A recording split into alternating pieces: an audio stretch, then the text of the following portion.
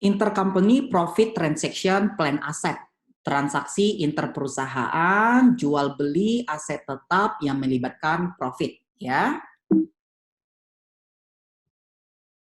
Di sini kita bagi dua bagian, yaitu non-depreciable plan asset dan depreciable plan asset. Non-depreciable plan asset, aset tetap yang tidak dapat disusutkan, contohnya tanah. Kemudian depreciable plan asset, aset tetap yang dapat disusutkan, contohnya selain tanah, yaitu bangunan, peralatan, mesin, ya. Dan seperti materi sebelumnya, arah penjualan di sini ada downstream dan upstream. Nah, sekarang kita masuk dulu yang downstream, bagian non-depreciable plan asset. Aset tetap yang tidak dapat disudutkan, contoh tanah dengan arah penjualan downstream. Sebagai ilustrasi, ya, kalau downstream berarti induk yang melakukan penjualan tanah ke anak. Katakanlah induk pada tahun 2015 jual tanah ke anak, ya, dengan harga 45.000. Kos dari tanah tersebut sebesar 32.000.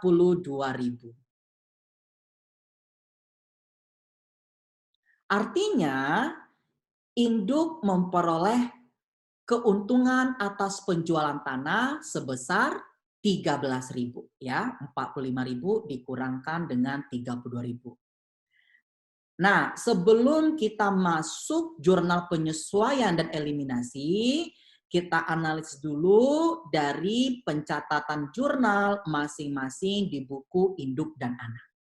Di buku induk akan menjurnal ketika penjualan tanah ke anak, debit kas 45.000, kredit land sebesar cost-nya 32.000 dan kreditnya gain on sale of land 13.000.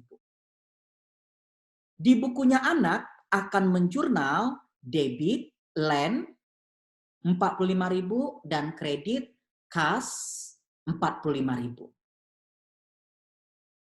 Kemudian kita lihat dampak transaksi ini di laporan keuangan induk dan anak. Di bukunya induk, ya, tadi menjurnal kas 45, land 32, gain on land 13.000. Gain on land 13.000 ini masuk ke laporan laba rugi induk tahun 2015. Artinya akan menambah net income induk tahun 2015 sebesar 13.000. Di sisi lain, di buku anak, tadi jurnalnya debit land 45.000, kredit kas 45.000. Tanah yang 45.000 ini masuk ke laporan posisi keuangan S 2015, yaitu land sebesar 45.000. Nah, transaksi jual beli tanah oleh induk ke anak ini, ya, induk jual tanah ke anak atau transaksi downstream ini nggak boleh diakui sebelum si anak menjual tanah ke pihak luar, ya, sebelum si anak menjual tanah ke pihak luar. Oleh karena itu, gain on land 13.000, ya, secara konsolidasi ini masih unrealized, ya, belum direalisasi. Dan tanah yang 45.000 ini overstate, terlalu tinggi. Seharusnya dia sebesar 32.000 muncul di laporan keuangan konsolidasi. Ya, sekarang kita lihat dampaknya di laporan keuangan konsolidasi atas terjadinya penjualan tanah dari induk ke anak, ya. Nah, ini di tahun 2015, tahun di mana terjadinya penjualan tanah oleh induk ke anak. Jurnal eliminasi, debit gain on sale of land 13.000, kredit land 13.000. Kenapa begini jurnalnya? Karena penjualan tanahnya atau gain ini masih bersifat unrealized, ya, belum terjual ke pihak luar. Gain on sale oleh si induk tadi di kredit, ya, sekarang menjadi debit. tanah yang terlalu tinggi 45.000 ini ya harus kita kurangkan sebesar gain supaya di laporan konsolidasi muncul sebesar cost-nya, ya. Nah, dari jurnal ini kita masukkan ke kertas kerja, kita lihat dampaknya gain on sale-nya di tahun penjualan tanah dikonsolidasi akan menjadi nol, ya, karena belum terrealisasi. Tanah ya di laporan konsolidasi harus sebesar cost, yaitu 32.000. Oke. Berikutnya, bagaimana di tahun setelah penjualan di tahun pertama, ya, yaitu di tahun 2016. Kalau tanah tersebut masih ada di S dan belum terjual ke pihak luar, ya, maka jurnal eliminasi yang dibuat debit RE 13.000, kredit land 13.000 sebesar gain tadi. Ini kalau kita menggunakan cost method. Tapi kalau kita menggunakan equity method, debitnya investment in S. Oke, kita lihat di kertas kerjanya, tanah yang 45.000 di awal 2015 akan ke bawah terus sampai tahun berikutnya, ya. Maka perlu kita sesuaikan, ya. Maka di laporan konsolidasi di tahun 2016 akan sebesar 32.000 terus. Oke, sedangkan tadi gain di tahun 2015 ditutup ke net income, ya. Kemudian ditutup ke RE, RE ending 2015 merupakan RE beginning 2016. Maka di debit di sini. Bagaimana kalau tanah dijual ke pihak luar oleh S beberapa tahun kemudian? Katakanlah di tahun 2020. Tanah yang dibeli oleh si anak sebesar 45.000 dijual ke pihak luar sebesar 60.000. Di buku anak akan menjurnal debit kas 60.000, kredit land 45.000, dan mengakui gain on sale of land 15.000. Nah, gain on sale of land 15.000 ini akan masuk ke laporan keuangan, laporan laba rugi S tahun 2020. Karena sudah terjual oleh S ke pihak luar, berarti gain on sale of land yang ditangguhkan di tahun sebelumnya direalisasi di tahun sekarang, yaitu 2020. Ya, berapa yang ditangguhkan? 13.000. Berarti yang direalisasi sebesar 13.000. Kalau kita lihat di sini gambarannya, induk jual tanah ke anak 45.000. Ya, anak jual tanah ke pihak luar 60.000. Induk dan anak ini kan satu entitas, ya. Sama saja induk jual ke pihak luar 60.000, ya. Kosnya 32. 60.000 kurang 32, 28.000. Ada keuntungan atas penjualan tanah. Namun ya di sini karena dia melakukan penjual dari induk ke anak, anak ke pihak luar, di bukunya si anak ya atau laporan keuangan anak sudah mengakui 15.000. Sedangkan secara konsolidasi seharusnya gain-nya 28.000. Ya, artinya yang 13.000 yang masih ditangguhkan harus direalisasi di tahun penjualan tanah ke pihak luar, ya. Oke, jurnalnya apa? Jurnalnya debit RE, kredit gain on sale of land sebesar 13.000. Baru muncul gain on sale di sini sebesar 28.000.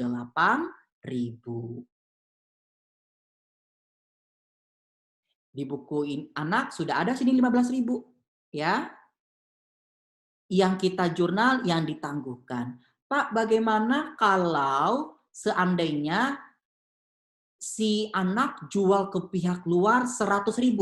Nah, ya, dijual 100.000. Berarti kan di buku si anak akan mencatat cash 100.000, kredit land 45.000, gain on sale of land 55.000. Nah, jurnal yang kita buat tetap RE pada gain 13.000. Di laporan keuangan anak di sini 55.000. Ya, 55.000.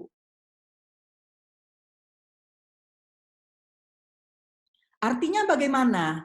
Berapapun yang dijual oleh anak ke pihak luar, ya, apakah 60, 100 ribu, 1 juta, tetap jurnal eliminasinya sebesar yang ditangguhkan, yaitu 13.000 dari induk ke anak.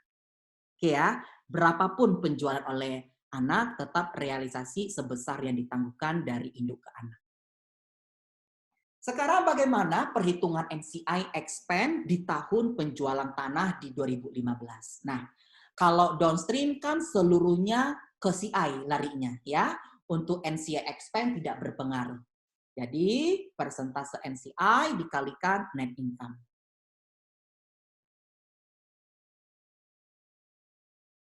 Tapi kalau upstream bagaimana? Upstream berarti ada adjusted dari income ini.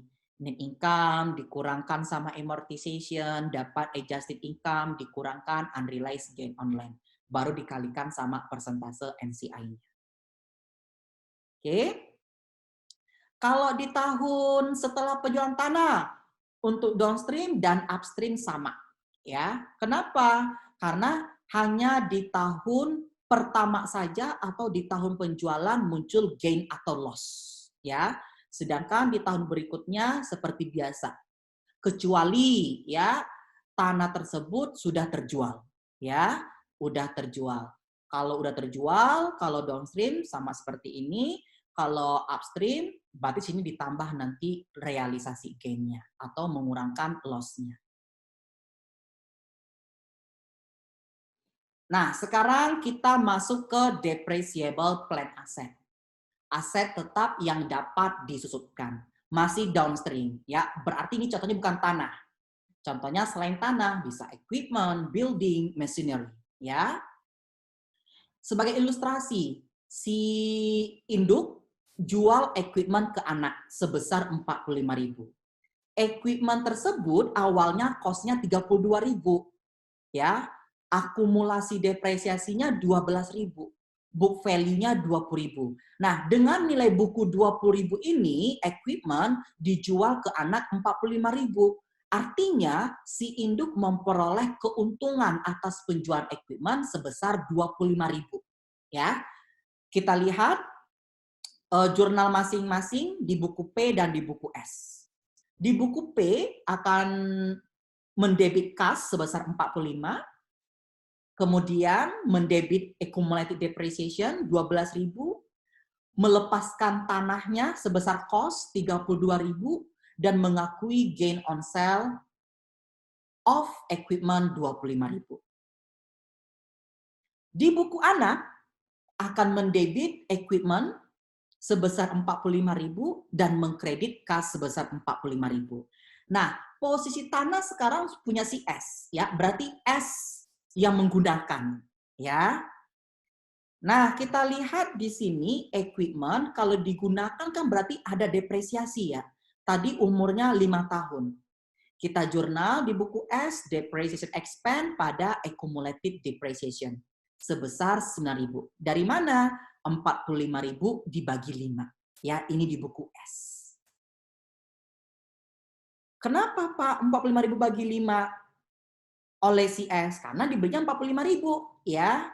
Karena S mencatat equipment pada cost 45.000, maka besarnya beban penyusutan dan akumulasi penyusutan juga didasarkan pada cost 45.000 dibagi 5 tahun jika metode garis lurus. Namun dari sudut pandang konsolidasi, tadi kan cost-nya si tanah berapa nilai bukunya? 20.000 kan? 32 kurang 12, 20.000. 20.000 dibagi 5, 4.000. Seharusnya muncul di laporan keuangan konsolidasi sebesar 4.000 depresiasi dan akumulasi, bukan 9.000.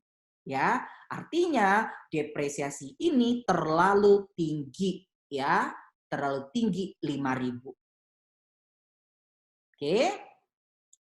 Sekarang bagaimana jurnal penyusunan eliminasi dan dampaknya di kertas kerja konsolidasi di tahun penjualan equipment. Nah, ini ada 2 jurnal. Pertama, kita eliminasi unrealized gain equipment-nya. Ya, Tadi ada keuntungan equipment kan 25.000 ya. Ini belum kita realisasi karena induk dan anak belum menjual ke pihak luar ya. Kita debit gain on sale of equipment, kreditnya equipment 25.000 ya. Karena equipment itu dipakai ya, berarti itu sama saja direalisasikan ya, direalisasikan melalui depresiasi. Jadi kalau dia depresiable plan aset nggak hanya ketika terjual saja, tetapi kalau dipakai dia termasuk realisasi ya. Nah, yang mana realisasinya? Yang equipment tadi yang gain 25.000 ini kita bagi dengan umur manfaatnya 5 tahun. Berarti per tahunnya 5.000. Atau tadi dari sini selisih 9.000 sama 4.000 ya. Ada selisih 5.000. Oke, atau cara lain dari gainnya ini 25.000 dibagi 5 dapat 5.000 yang kita sebut dengan piecemeal recognition ya. Kita jurnal debit accumulated depreciation pada depreciation expense 5.000. Kalau tanah tadi nggak ada ini ya, jurnalnya hanya ini saja. Ya, angka 5.000, 25.000 bagi umurnya. Oke, kita lihat di kertas kerja, di konsolidasi gainnya akan 0 ya. Depreciation expense yang tadinya 9.000 oleh CS ya, perlu kita adjust ya.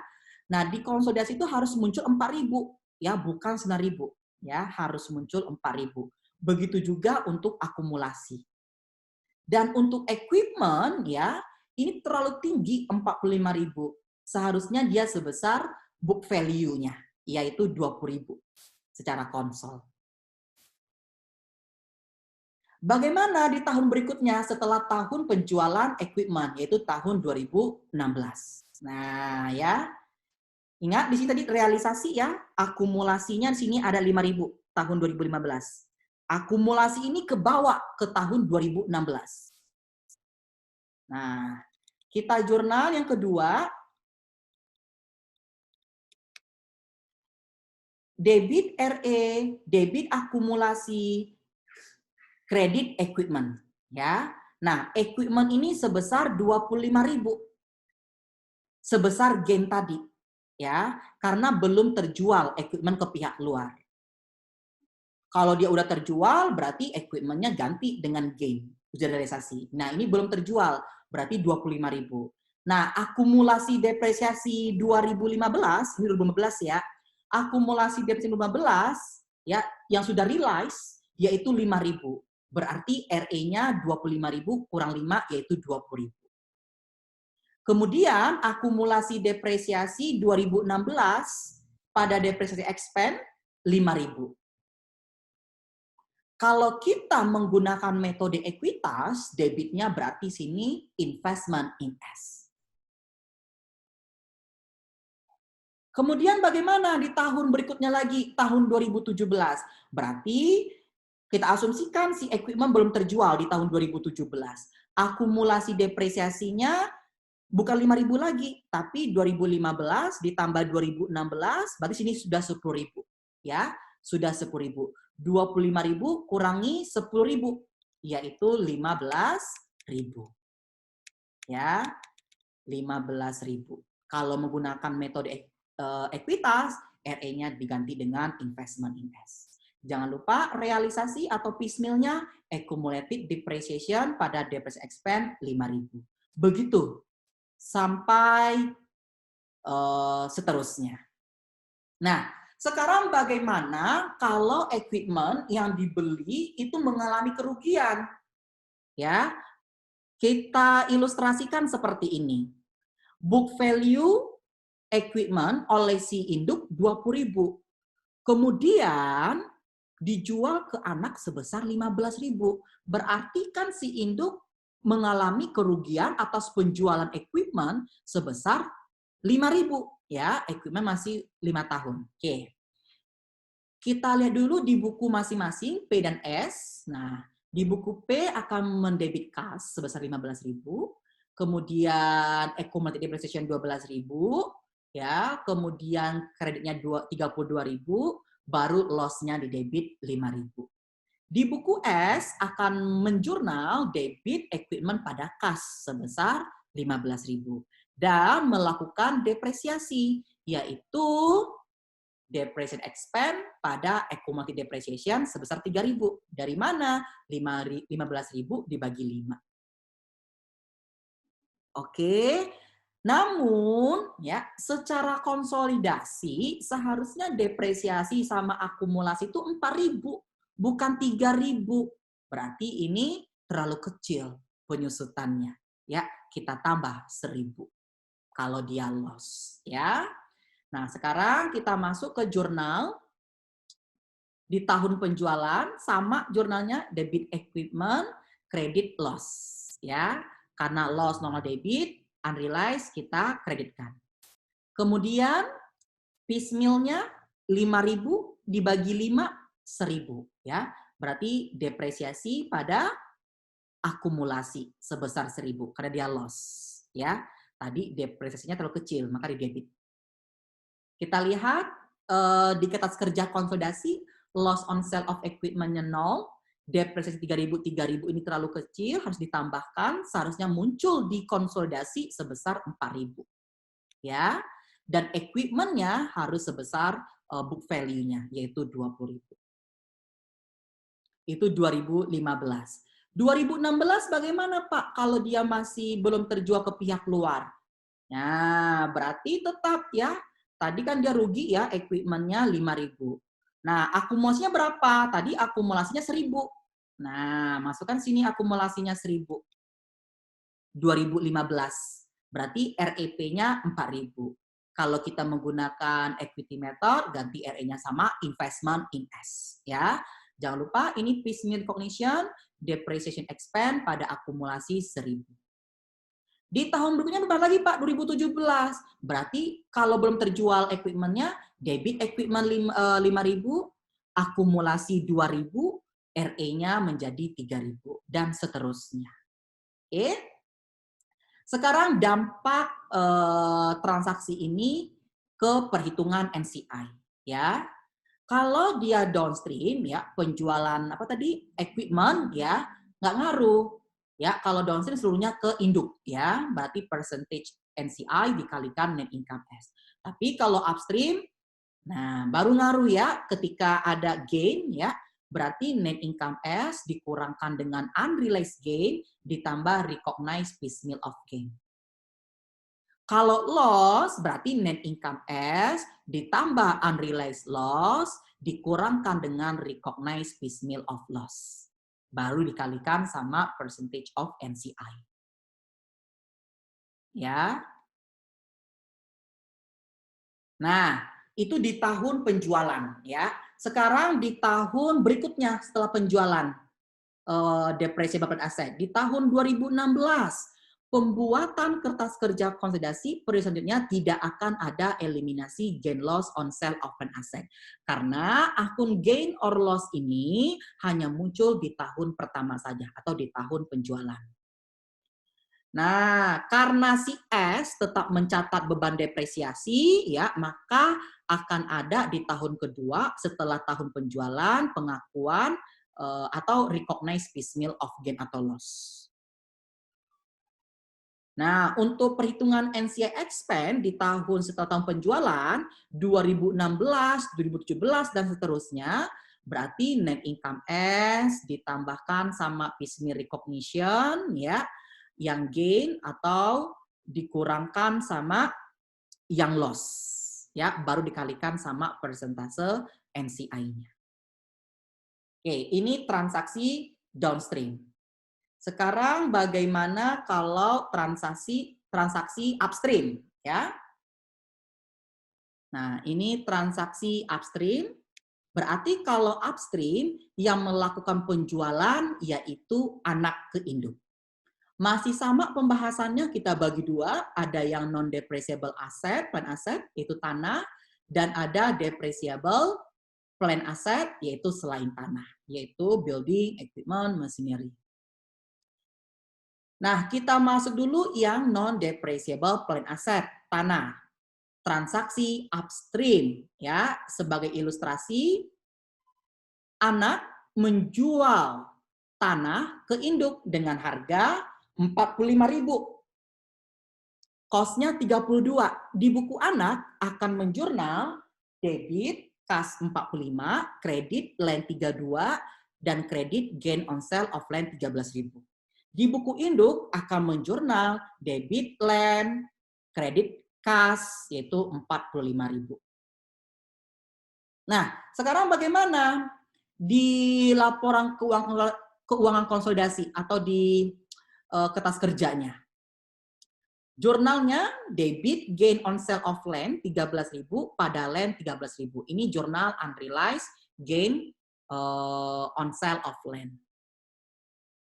Nah, di tahun penjualan upstream ya 2005 0 ya, tanah yang terlalu tinggi oleh si induk ini di konsol seharusnya muncul sebesar 32.000.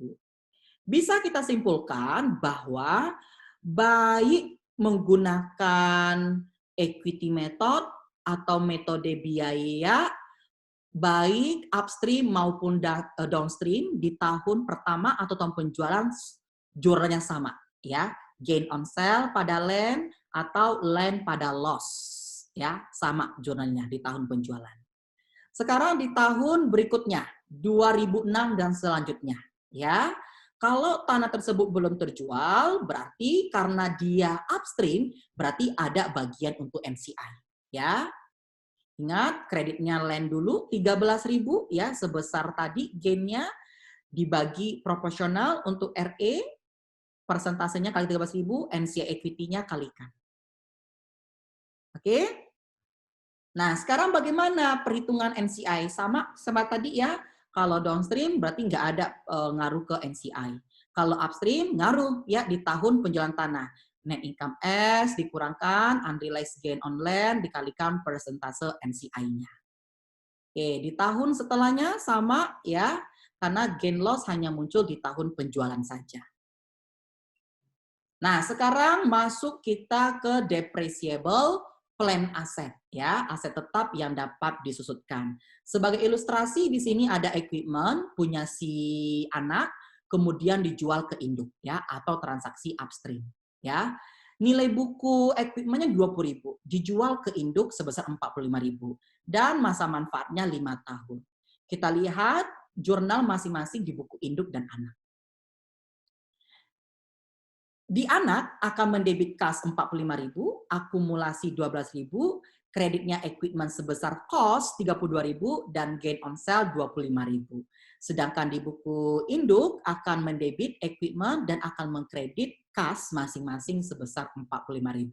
Dan induk melakukan depresiasi atas equipment dengan menjurnal depreciation expense pada accumulated depreciation sebesar 9.000 ya, dari 45.000 bagi 5. Nah, secara konsolidasi seharusnya depresiasi dan akumulasi itu per tahun yaitu sebesar 4.000, yaitu 20.000 dibagi 5, bukan 9.000. Nah, berarti ini ketinggian sebesar 5.000 ya, harus kita kurangkan. Oke, kita lihat jurnal eliminasi dan penyesuaian tahun pertama. Nah, ini dia. Yang pertama unrealized gain equipment dulu, debit gain on sale of equipment 25.000, kredit equipment 25.000. Ya. Kemudian ada realized equipment melalui depresiasi ya. Debit akumulasi, kredit depresiasi sebesar 5.000. Dari 25.000 dibagi umurnya 5 tahun. Nah, di kertas kerja, gain on sale of equipment-nya 0 secara konsol, depreciation expense-nya harus sebesar 4.000 dan akumulasi harus sebesar 4.000 dan equipment ini ketinggian di konsol harus sebesar book value-nya yaitu 20.000. Oke, bagaimana kalau dia loss? Berarti dibalik ya, di tahun penjualan, debit equipment, kredit loss 25.000. Nah, berarti kalau loss, piecemeal-nya bukan bukan akumulasi depresiasi, tapi depresiasi pada akumulasi karena dia tadi kerendahan ya, sebesar 5.000. Oke, sekarang bagaimana di tahun berikutnya? Tadi yang gain. Kalau dia upstream ya di tahun 2006 ya, equipment-nya belum terjual ke pihak luar, berarti debit equipment 25.000 sebesar gain ya, dibagi ke RE dan NCI. Jangan lupa karena ini di tahun setelah tahun penjualan, di tahun 2005 tadi sudah ada piecemeal-nya, udah ada pengakuannya ya, yaitu sebesar 5.000. Dibuat di sini di kredit akumulasi 5.000. Nah, akumulasi 5.000, 25.000 dikurangi 5.000, sisa 20. 20.000 inilah dibagi proporsional tergantung dari kepemilikan, ya, induk dan anak.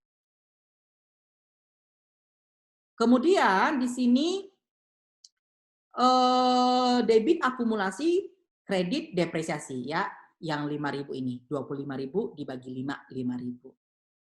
Kalau kita menggunakan metode ekuitas, berarti RE-nya tinggal diganti dengan investment in S. Oke, ini tahun 2007 ya, berarti 5.000 akumulasi ditambahkan sama 2006 yang akumulasi ini 5.000 menjadi 10.000 ya di tahun 2007. Ya, menjadi 10.000 ya. 25.000 dikurangi 10.000, 15.000 dikalikan 80% untuk RE dikalikan 20% untuk NCI equity. Dan jangan lupa ada zona berikutnya, realisasi melalui depresiasi, akumulasi depresiasi pada depresiasi 5.000. Begitu seterusnya. Nah, bisa kita simpulkan ya. Kita masuk dulu ke non-depreciable plan asset, yaitu tanah, cost method dan equity method. Yang cost method dulu, di tahun pertama atau di tahun penjualan, eliminasi unrealized profit di dalam land. Kalau dia downstream, gain on sale of land pada land, upstream sama. Kalau loss, land pada loss on sale, upstream sama. Ya. Di tahun berikutnya, karena ini cost method, downstream, tanah tersebut udah terjual atau belum? Kalau belum terjual, berarti kita kreditkan land. Kita debit RE. Tapi kalau tanah tersebut udah terjual, land ini gantikan dengan akun gain on sale karena sudah terrealisasi. Ya, kalau upstream ya ditambahkan di sini NCI-nya. Ya, kalau menggunakan equity method ya sama kayak cost method, di sini RE-nya diganti dengan investment in S ya. Kemudian untuk depreciable plan asset. Cost method ya, eliminasi unrealized profit di dalam equipment ya. Kalau ada keuntungan, berarti gain on sale of equipment pada equipment, accumulated depreciation pada depreciation expense, yang realized profit melalui depresiasi. Kalau upstream, sama di tahun pertama. Kalau loss, penjualan equipment, debit equipment, kredit loss, debit depresiasi, kredit akumulasi. Kalau upstream, sama. Di tahun setelah tahun penjualan, ya, kalau equipment belum terjual, kreditnya equipment. Kalau equipment sudah terjual, berarti kreditnya gain. Ya. Kalau cost method pakai RE, ya, debitnya RE, debit akumulasi depresiasi. Kalau upstream ditambahkan NCI. Equity method yang seluruh ada RE dari cost method digantikan dengan akun investment in S. Demikian pembahasan materi untuk transaksi interperusahaan bagian aset tetap. Terima kasih.